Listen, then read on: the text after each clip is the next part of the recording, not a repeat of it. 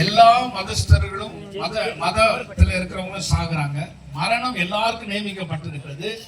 சரீரப்பிரகாரமான மரணம், அது ஒரு மரணம், அது எல்லாருக்கும் உண்டு.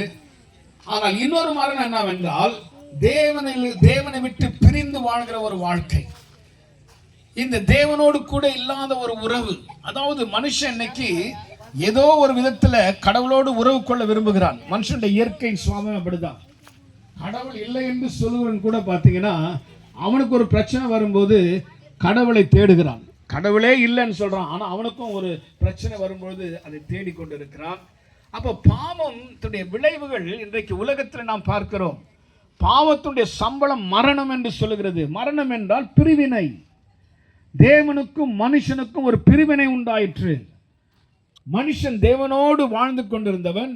தேவன் மனிதனை சிருஷ்டிக்கும் நாளிலே அவனை ஏதேன் தோட்டத்தில் அவனை ஆசீர்வதித்தார். அவனுக்கு வேண்டி எல்லாவற்றையும் கொடுத்தார், சகல நன்மையிலும் கொடுத்தார். மனிதன் தேவனோடு ஐக்கியம் கொண்டிருந்தான். ஆனால் என்றைக்கு பாவம் உள்ளே வந்ததோ, பாவம் என்றால் என்ன? மீறுதல். அதாவது ஒரு பவுண்டரி இருக்குது பாருங்க, ஒரு எல்லை. இப்போ இதெல்லாம் இந்த சுற்றி